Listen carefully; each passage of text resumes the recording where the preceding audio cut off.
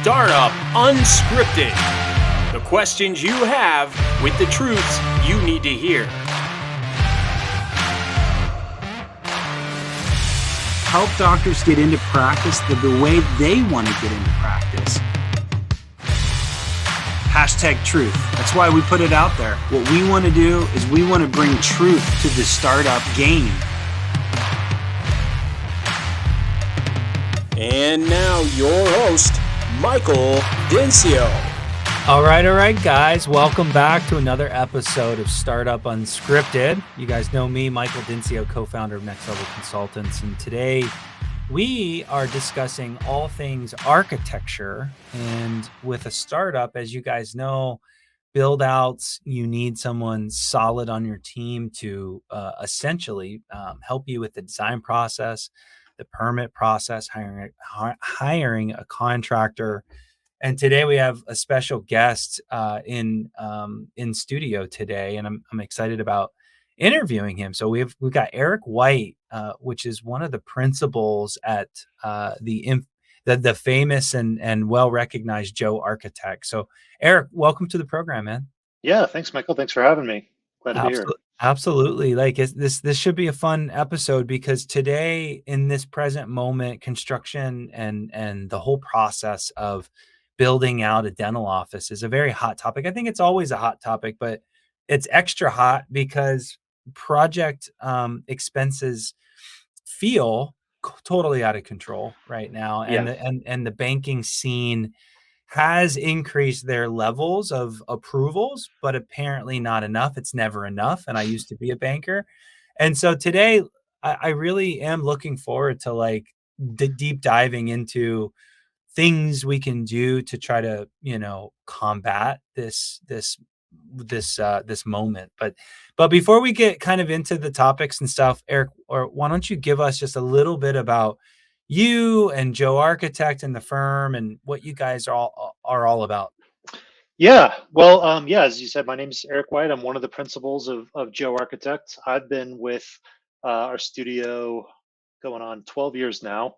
And it's myself and one of the remaining founding partners named Joe. There were two originally, both named Joe, hence the name. And so it's me and one of the Joes as the two partners. And this is what we do. We specialize in dental office design. We're based in Denver, but we work through really out North America. Pretty much all the states we're either licensed or able to get licensed, and it's a pretty straightforward process for us to do it remotely, which I'm happy to describe exactly how we do it. Yeah, no, you guys are known for your designs, how clean and fresh they are. Give us a little flavor of that, because I feel like as a coach consultant, I get a lot of people that are interested in JOEARCHITECT because of kind of the design element that you guys bring to the table. And we're not going to get too much into design stuff today, aesthetically, but why do I always hear about JOEARCHITECT and their designs? Tell me, how would you describe what you guys do over there? Yeah, well, design. I'll try to not get too philosophical here, but design is definitely about solving a problem and fulfilling a need. And there's really what I think we do is listen to our clients, understand the vision. There's lots of things you can get into that architects really should, of understanding what is the vision, what do you envision for the space. And with dental specifically, so much of that is about the practice culture, the practice philosophy, what you want that patient experience to be, and really getting into that and leaving out the fluff. I guess you could call our designs modern. That's kind of a bit of a subjective word, but really what it means or should mean is get down to the essence of what's critical, and don't just add things for the sake of adding them. That's really, less is more is kind of the simple way of putting it. Yeah, no, I think modern is the right word for it in the very general broad term of it. If folks, if you haven't gone to their website and looked at some of their work, you'll understand what Eric is talking about. How important do you think design is, Eric? I know I think it's very important to some degree, and sometimes this can get us into trouble because maybe things we can't afford certain things, right? But Right. I guess if we had waved a magic wand and had all the money in the world and cost was not a concern, in your opinion, how important is design to the process of your I, build up? Yeah. Right. Yeah. It's well, not just design, but being planful. I think is really critical to the success of the overall build out process, and those do go hand in hand. Design is also making decisions, getting those things documented, getting the plan fully figured out, so that Mhm. when you get to the construction, you're set up for success. Mm. But strictly from the kind of design aesthetic standpoint, that's so it's so important to the experience of a space and the expectation. Nobody, this is really a big part of why we got into specializing in dental office design. Is there's always the kind of, most people, maybe even all, don't really like going to the dentist, and finding any ways you can to put patients at ease and feel comfortable, that's what the design is about. Yeah.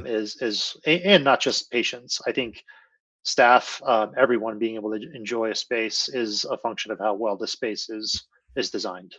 Yeah, we always talk about like vision with our clients and what they're trying to embody and what kind of patients they want to attract. And I feel like a lot of the same answers come out when I'm interviewing our clients. Definitely differentiators here and there, but like big picture, like they want to be tech forward.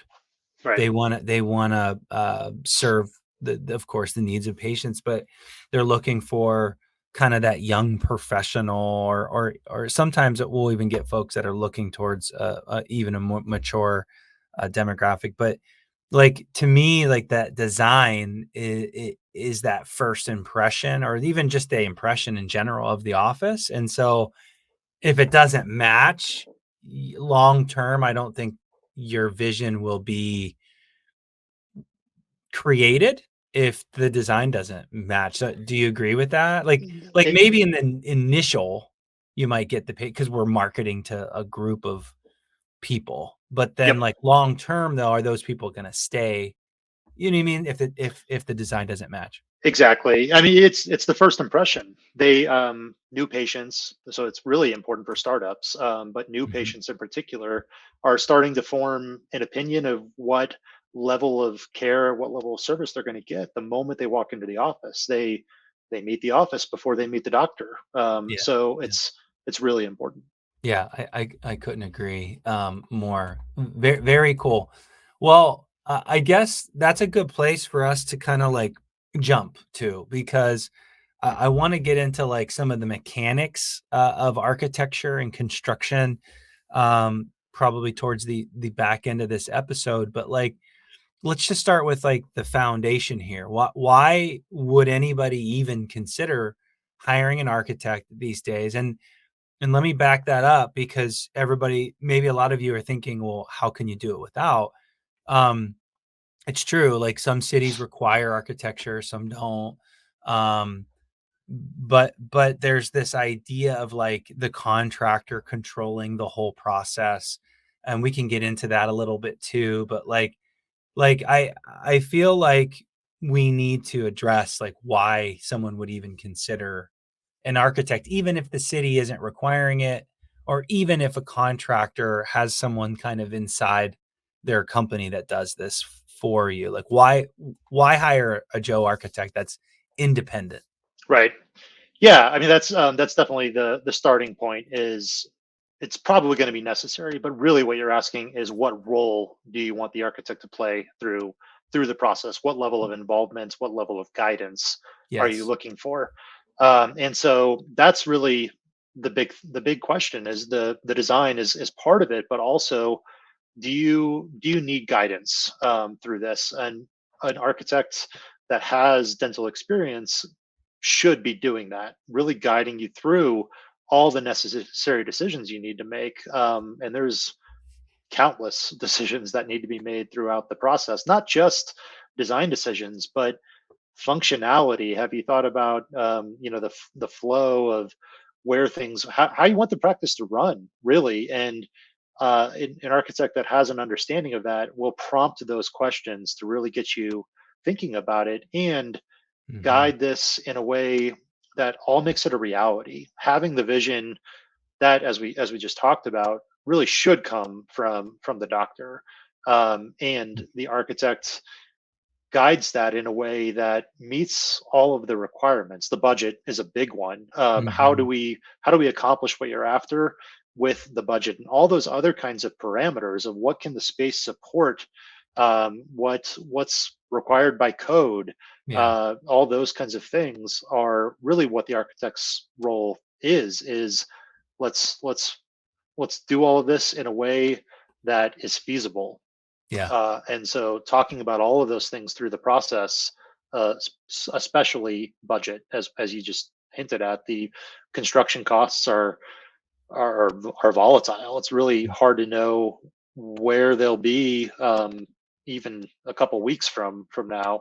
It's true. It's like interest rates these days. Yeah, exactly. So just really talking about that, and then guiding the design to kind of fit within that budget is critical. Yeah, and there's a lot that you said there that I would like to unpack because um you mentioned, like, of course, creating the vision, super important. We kind of just addressed that in the last question of how important that design is to vision. So an architect obviously helps you do that. I heard two things that are critical: budget, and so maybe we can address that specifically. But before we do, the design, like when I say design, I don't necessarily mean in this way what colors and tile and finishes. I'm talking about like the floor plan design. Yep. Like I find that there's a lot of wasted space and a lot of the plans that come across my desk, specifically when a contractor or an equipment rep is responsible for doing the floor plan. And look, these are great professionals. I'm not trying to call anybody out here at all. Patterson Shine, Burkhart Benko, you name it, are all doing free, and they're free, but Yep. free floor plans. Which is great. It gets the project kind of moving, it gets the juices flowing, but my concern, well, actually, let me ask the professional, what's the concern there? Again, not being accusatory, but just stating the facts. What's the concern with having someone that's not qualified do a floor plan? Yeah. I mean, that's a really good point. Sorry, qualified, but maybe not as qualified as you. Right. Let's Sure. yeah, yeah, Yeah. There, and to really, I guess, to look at this in the big picture, everybody does play an important part of the team. yeah, Equipment is obviously critical to a good functional office. So absolutely. so coordinating all of that and making that work in the bigger picture is really another big role of the architect. The architect kind of quarterbacks this, or is really kind of the one that is coordinating with the equipment provider and coordinating with the lender to understand the budget and all of those things, and really making it all kind of come together in a cohesive way. But to answer your question, we see a lot of equipment plans, and they're perfectly fine, but they definitely tend to be pretty equipment, understandably equipment focused and equipment centric. Uh-huh. And it's really kind of a, how do we cram as much equipment in here as possible, because we want to sell you all of it. And there's so many different ways and considerations that really should be thought about through the process, not just maxing out how much equipment can fit in there. Cabinetry is a good example of that. Really thinking about not just trying to make a 8x stereo center fit in the space, but maybe it's more, we can, if we do something more custom, Mhm. then it can more, better fit in the space and be better integrated into the overall design. But an architect is just uniquely trained to really think about not just one side of these things, but all of the considerations of how is this going to affect the feel of the space, the function of the space? Every space is unique, and maybe especially in retail locations, you tend to see a lot of storefront and windows just at the very front of the building. So one of the design challenges then becomes, how do we get daylight back into the depth of the space, so it all has a good feel to it. And that's just maybe a simplistic example of kind of one of the Mhm. considerations that might go overlooked, for not involving an architect. Yeah, you touched on, naturally an equipment specialist is going to design it in a way that's advantageous for them. And I do find a wide array of equipment specialists that are kind of old school. Some of them are new school and everybody in between. And so the idea of wall mounts versus handheld, x-rays, just the scanning and milling machines. I mean, things have just changed so fast, and all of that has to be incorporated. But again, back to this wasted space situation, to make it more impactful here, let's talk about dollar. I'll add this to the conversation on my side is, I like to see a practice generate at least $20,000 per month per chair. Okay, that's to me, that's a fairly efficient practice. Uh, of course, I've seen bigger, but 20 is a good number, 20,000 per chair. So the more chairs we can get into the space, the more subjectively, the more money we can bring in.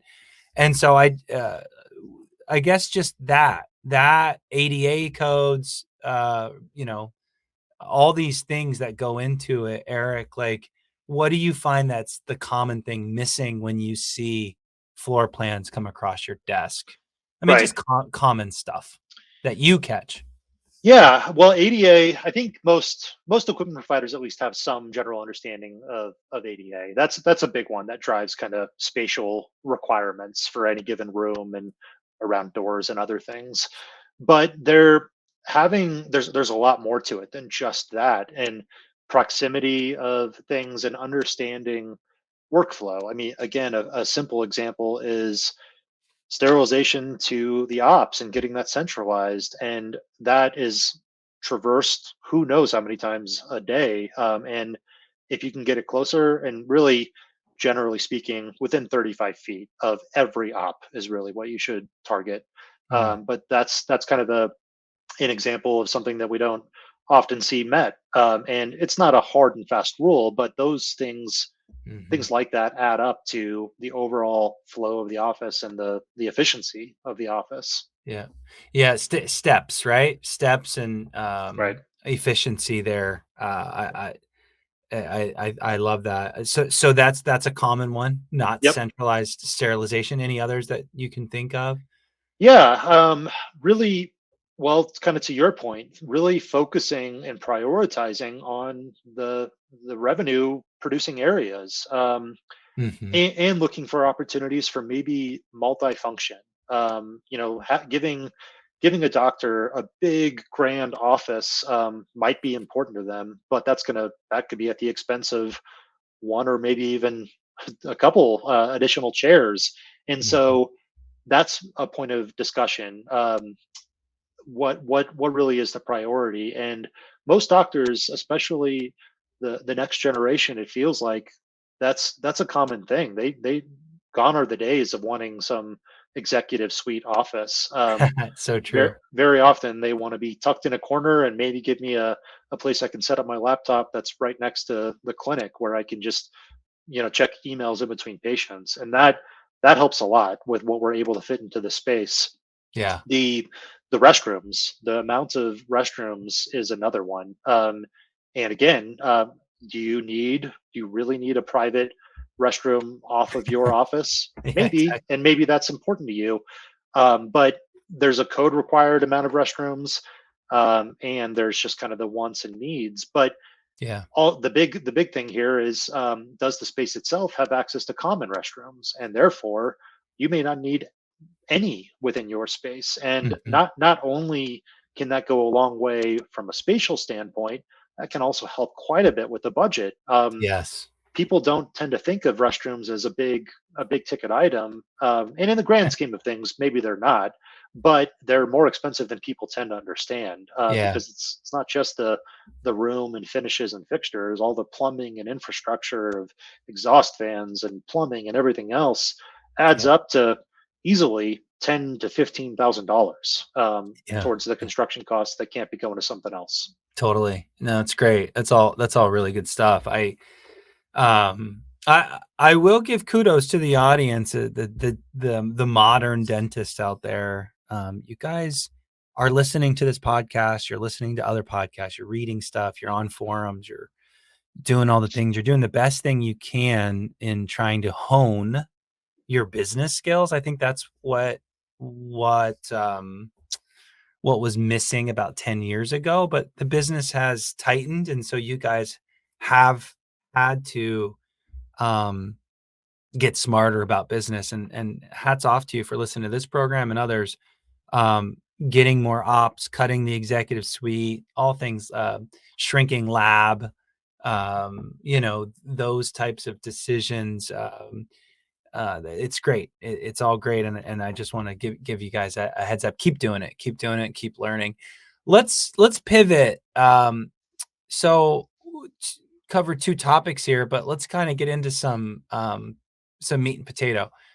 When someone does hire an Eric at Joe Architect, walk us through kind of like the process, because I get a lot of questions every single day, and I do the best I can with my experience. And I do know that the process is different for every city and every state of the country. You guys are national.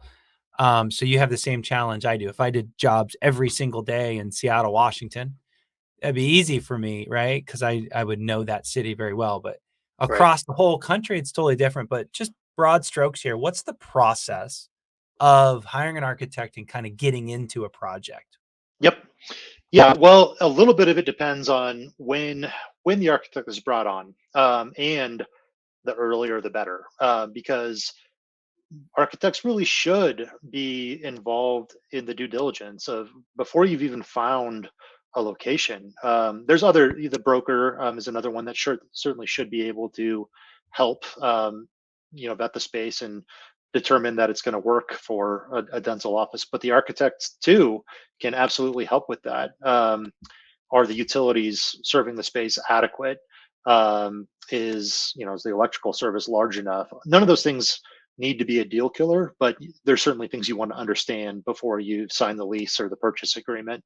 And spatially, is the space going to be capable of accommodating what I want? If I know I need 5 chairs, is the space large enough? And that can that you can get into that pretty deeply to can look at it very generally of, well, we usually see about this many chairs fit into this size space.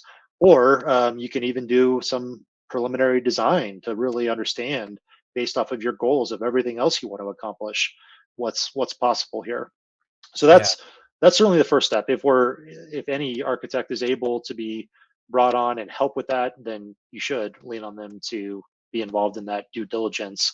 Then from there, really talking about everything you want to accomplish, and really what are all of the goals for the office, and really diving into that deeply, and then working through the design process. And the design process for for us specifically, for Joe Architect, we are an architecture and interior design firm, and that's really a big part of our design philosophy. Is really, and I think, how we get the results that we do is thinking about those things simultaneously. Interior Hmm. design loosely, thinking about finishes and things, and that's Hmm. not that's not the, that's not always the way architects work. Finishes often come later, and we really take a different approach of getting those things really more integrated into the overall design. But the design process, really the very first step of it, is the floor plan and coming up with a really good flow and function to the overall office layout. Once we've worked through that, sculpting the space, creating the full three-dimensional character of the office, selecting all of the finishes, and really, again, thinking about how we bring daylight into the space, and where are we able to articulate ceiling planes and other things that all have kind of an effect on the overall feel. The function is still further developed in that three-dimensional phase of configuring all of the cabinetry and everything else, and down to the details of where we want, glove dispensers, and where we need hand sinks, and all of those decisions really should be made through the design process. And then finally, once those decisions are made, getting the full design clearly, unambiguously documented. All of those design You decisions. chose your words very carefully there. I like that.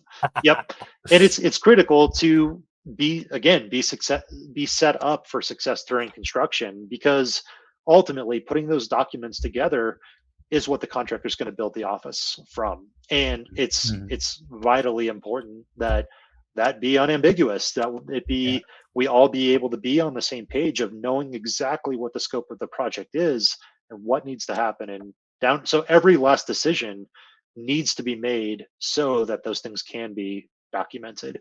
That's a big part of what the architect should do, is guiding those decisions, make them at the appropriate stage. And I that, yeah. let me jump in because you just covered so much ground. I don't think folks really appreciate what you just covered. And I think it's some really good stuff in there. So I just want to highlight that. Sure. To me, like there's that planning stage, which you mentioned, get you involved as soon as possible because negotiating with the landlord and dealing with the landlord and the space that you have that you're thinking about renting. It's a lot of considerations in that could use a skill set like you have to help you negotiate or even start planning the process super soon. So I heard that. I thought that was key. A- Anything to add to that? Because there is a timing about signing a lease and getting construction going and that kind of like LOI phase two signing a lease. I think there's some gold in there. I think we need to discuss. Does that make sense? Yeah, it does. And yes, I think there is even more than not just the space itself, the lease terms. Having an understanding of what this process looks like. What construction cost should I anticipate? What construction schedule should I anticipate? Those are all things that the architect can definitely speak to and help guide, so that you can go back to the landlord and say, "Hey, I know what construction is going to cost. I need this for my Mhm. TI allowance, if you want me to sign this lease." And the construction schedule should be really understood, so that again you're able to negotiate, I want this much free rent period, because I know construction today takes a lot longer than it did pre-COVID, for Yeah, example. And so understanding all of those things gives you more negotiating power. it does. I do want to touch on that for a second. Um, I always get into the conversation about when to bring in a contractor, when to bring in an architect, and oftentimes I'm hearing the same thing from both of you, right? Both teams. Um, but in your world, you're trying to control the construction process a little bit more than um, because that's part of your scope of work is really managing the costs and the timelines and all that. Like if I'm getting ready to sign a lease and hopefully we're in the middle of floor planning and there's a set of drawings that need to be submitted to get a permit and then there's a set of drawings that need to be given to a contractor to bid. So Mhm. am I saying that right? There's two sets? Well, there can be, depending on, well, really what we typically do is that they're the same, Okay. and they're used for those two purposes, Okay. but all the information is contained within the same two purpose Is sets. is there a pitfall? And I'm just asking, is there a pitfall of gaining all that information before submitting for permitting? Because sometimes you don't have all of the information you need just to get the permit process going. And I know in some cities, no problem. You can get a permit in 30 days, 60 days. Right. And then there's California, for Yeah. example, Yeah. and you're looking at like 6 months in some cases. So Yep. what how's that? That's a tough one to navigate, even for me as a national consultant.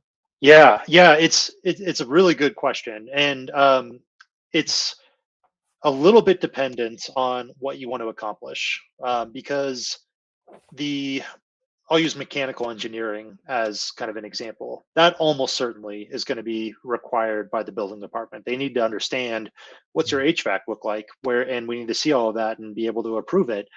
But you can't really effectively do that until you have your ceiling design of knowing exactly where within the ceiling those diffusers happen. And mhm, so it's jumping the gun a little bit to start the HVAC layout and the mechanical engineering before you've gotten to at least a certain level of the design development. So that there's and really the potential pitfall is you're going to have to change it. You're going to have to make changes and figure things out on the fly yeah, during construction. So you're spot on. It can potentially make some sense to, well, accept that risk because I have to get in for permitting as early as possible because I know it's going to take a short eternity, and other locations doesn't take as long. And yeah. so I the always try to find that out wherever I'm at, like, get mhm, an indication of if I'm more than 2 months to get it back, um, might team up with you guys and figure out how to get it in quicker with less detail. But of right. course, the more detail is better, no doubt. Yep. Yeah. Yeah. And the well, permit expediting is certainly another thing that could be talked about in some of those situations. But really, yes, Mm. understanding what you're in for, and then looking for other opportunities to take advantage of that permitting time. The I think it is worth diving a bit more into the contractor selection and when to bring them on. Yeah. But in one of the scenarios, one of the options anyway, is bidding while that permitting process is happening and having the contractors price Mm. the project. Yes, sir. Yeah. That works great when the permitting process doesn't take 6 months. It can happen at the same time and then get the permit right around the same time. You're getting the pricing and no time is lost. Yeah, let's hit that. That was actually my one of my last topics here, and it's really just how to save on construction costs, and just simply throwing some more competition into it will save you some money. Right. And I find that with the landlords, as bullish as they've been, they're not offering as many months free rent, and also the eagerness of my clients wanting to start seeing patients ASAP.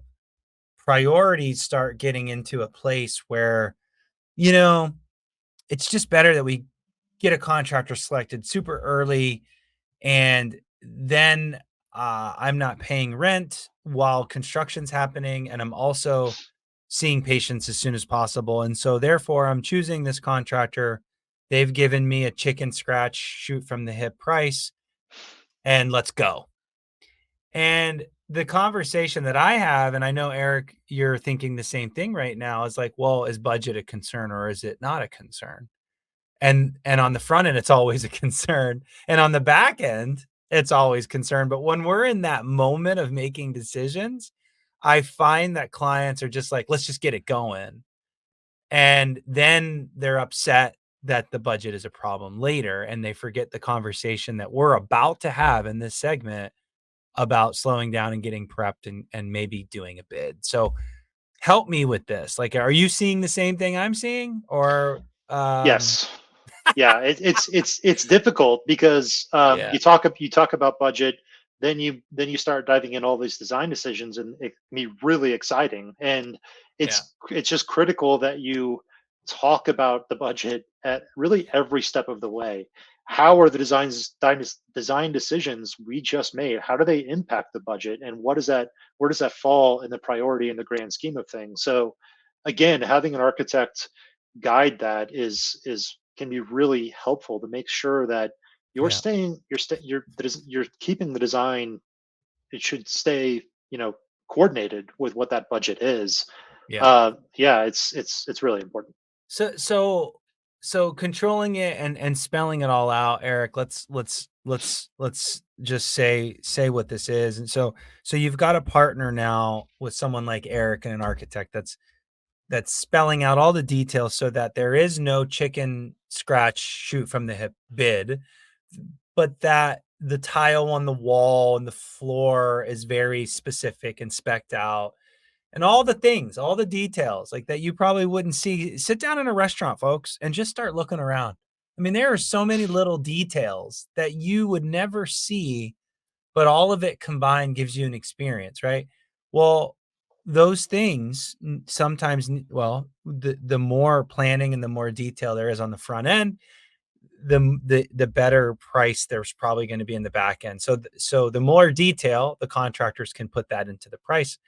And so again, hopefully you guys see that value add of being very prepped up so that when we approach the contractor, there's a lot of detail, and also you can get multiple bids going. So pitfalls in your mind, Eric, of like bidding and just pitfalls with saving construction in general, I suppose. Yeah, well, I mean, you just touched on it. The jumping to let's get the contractor moving here and start construction as soon as humanly possible. Um, that's the pitfall of the being more planful. It takes longer. Getting yourself set up to make all those decisions, work all the way through the process. That's a longer process than it is to just kind of tell a contractor, I need 5 chairs. Let me know when it's built. And the well, in our opinion, obviously this is this is what Joe Architect does. We really recommend being planful about this and spending the time on the front end Mm, so that you can make it up on the back end and know what you're going to get, know what you're going to get for the price that you should, yeah. because that's the construction part of this. I mean, for really what we're talking about here, sort of, is design build, a contractor led process where the contractor has they're the same group as the design company. And what I've just described is really more of a what's called design bid build, where it's more of an architect led process. And each of them definitely have their merits. The biggest advantage, I mean, working with one group, I suppose, is an advantage over having two. Mhm. It is also a drawback though, because you lose some of the checks and balances and accountability. You just having one contractor responsible for all of it means they're going to tell you the price and probably be able to hit that, but at what cost? If things come up during construction, they're making decisions on your behalf. And if there's more affordable ways for them to do something that they identified through construction, you're not necessarily going to be aware of that, nor are you going to be the beneficiary of that. That's just Yeah. kind of the contractor. Give a specific example, because I think I know exactly what you're saying. I just want to give the audience an example of something that can happen mid project and a contractor just kind of making a unilateral decision there. Yeah, well, Very specific. Yeah. yeah, having the project less defined. You could definitely get started with construction just having a floor plan. um, and maybe we have some cabinetry over here, or maybe we don't. But that though I mean that's kind of a that is, I guess, an example of, well, we might give you some cabinetry in your staff lounge, but you probably also don't even really need that. So the contractor could just kind of say, well, look, in order to hit the budget, the construction costs we promised you, you don't actually get that. And so there's those kind of subjective things that the contractor can decide for you for the sake of the budget, holding the budget hostage, or the schedule. Hey, we thought we'd be able to get this, but it's not going to arrive in time. So sorry, it's not going to happen. Hmm. And in contrast to the very clearly defined scope of project that then gets priced, they get held to that, and that's really the architect's role during construction, is to be the client, the doctor's advocate, and really make sure that the contractor's doing everything that they should be based off of those construction documents. Hmm. Yeah. I just think that doesn't it make sense to you guys out in the audience that if you tell somebody, hey, I want this grade of carpet or this exact carpet, quote that, versus on the floor plan saying, hey, this shaded area is carpet. So what carpet are you going to get? Right. Yeah. And so there's a door here. Okay, cool. Is that a hollow door? Is it a Yeah. wood door? Is it look, that's a yeah, there's going to be a light right there above us. Well, what kind of light? Like what is that uplighting?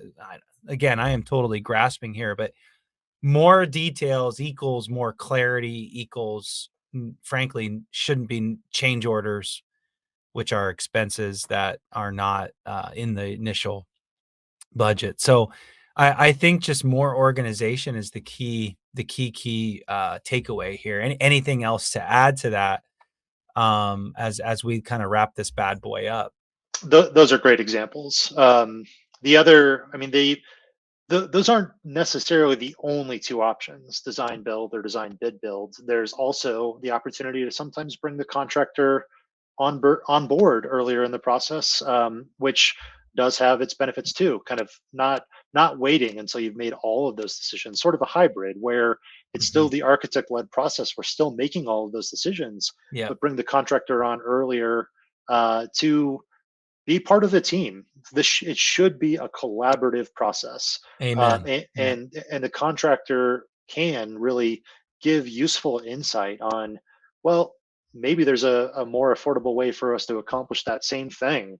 Have you thought about that? And that can inform the design. So that can be really useful. I love that. No, I'm glad you said that, because the last time I interviewed an architect and we had this exact discussion, design build versus design bid. Today we spoke a lot about design bid, having someone like Eric, who can control and manage the whole process and guide you through that and kind of run the whole deal, versus design bid is the other extreme, and that is having the contractor run the whole deal. And frankly, I think, if I'm being super honest, I think there's pitfalls of both, because there's a lot of architects out there that don't give a crap about your budget, and they're just trying to make your Picasso in your dental office, and we don't have the Yeah. budget for that, right? Yep. And so I think a collaborative approach there is getting both involved sooner than later, and use Eric or an architect to suggest some things that might lower costs, and have the contractor do the same thing and within the vision that you have laid out for the client. I think it can be a good thing having both early on. I think that's probably the final notes that I had. And anything else, Joe, Eric? I bet you get that a lot. All the time. All the time. Anything else as we wrap this thing up on all things why an architect, and why they might consider reaching out to you? Just looking for someone to really support your vision and guide the process. I mean, the design frankly is a byproduct of, really all the planning that goes into this, understanding the vision, the parameters that you need to be working within, all of that, and really knowing that you have someone advocating for you all the way through. And that's really the most important thing. Yeah. I think the design is almost secondary to I love it. a good guided process. I love it. Eric, we're going to have, we're going to have details about your company and things below here in the description. You can watch this on YouTube, Spotify, I believe, and some others. If folks want to get a hold of you, let's have them reach out to those links and that information below in the description. But thank you so much for giving us your time today and your advice. And, big picture, appreciate what you do for the industry. Thanks again. Yeah, thanks for having me, Michael. Appreciate it. Another great episode in the wraps, guys. Stay tuned as we continue to walk through the startup process from top to bottom again. If you missed some of the old episode, jump back, because we are going through a startup from start to finish again. And we did it once back in 2020 during COVID, and we're doing it again now. And there's so many great little tidbits as you walk through a startup and the process yourself. And so if there's anything Next Level Consultants can do for you, please reach out. We would be happy to help. Without, I guess, further ado, let's close this thing down. Thanks again.